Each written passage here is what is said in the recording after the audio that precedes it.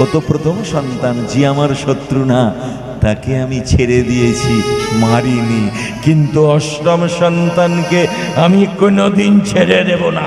আমি তাকে পেলেই হত্যা করব।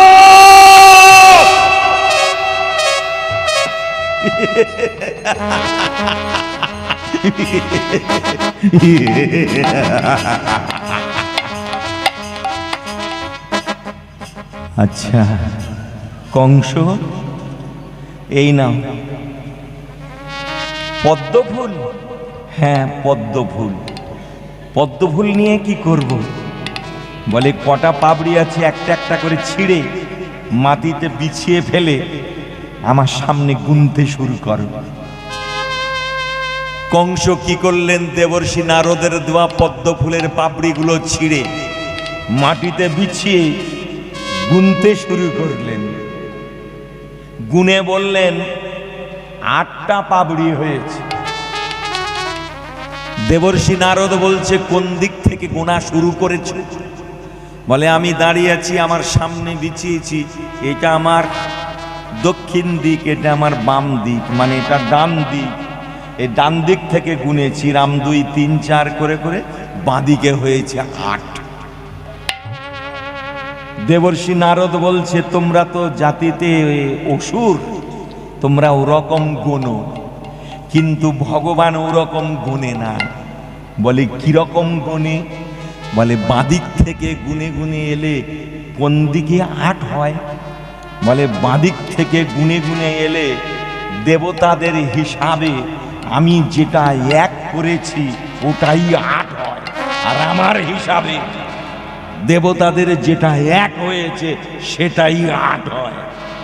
বলে তোমার গোনা আর দেবতাদের গোনা দুটো তো এক না।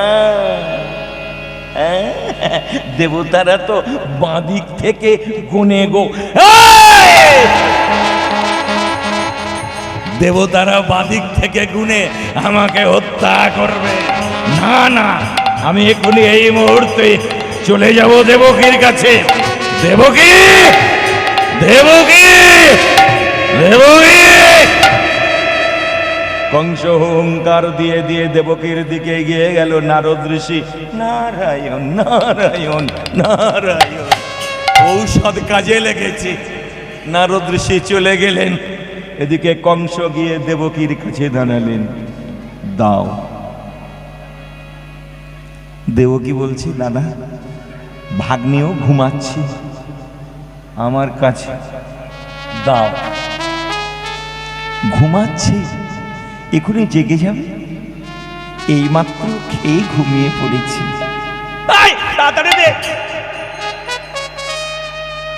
দেবকী অবাক হয়ে গেছে, এই বলছিল দাও, এখনই বলে তাড়াতাড়ি দে। নিশ্চয়ই এর মধ্যে কোনো গন্ডগোল আছে। তাই দেবকী মুখের দিকে তাকিয়ে আছে, আর দেবকীর চোখ দিয়ে টপ টপ করে জল পড়ছে। কংস বলছে, কাঁদলে হবে না, দিয়ে দিতে হবে। সঙ্গে সঙ্গে দেবকীর কোল থেকে সন্তান ছিনিয়ে নিয়ে হাসতে হাসতে যখন চলেছে, দেবকী তখন পিছনে পিছনে যাচ্ছে। যেতে যেতে দাদার 2টি পা জড়িয়ে ধরেছে, পদাঘাতে পদাঘাতে ধুল লুণ্ঠিত করে কংস নিয়ে চলে গেল। শিলায় আছাড় মেরে প্রথম পুত্রকে শেষ করে দিল। দেবকী কাছে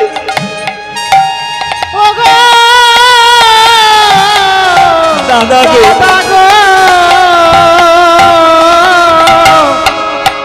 মেরো ও গো দাদা গো।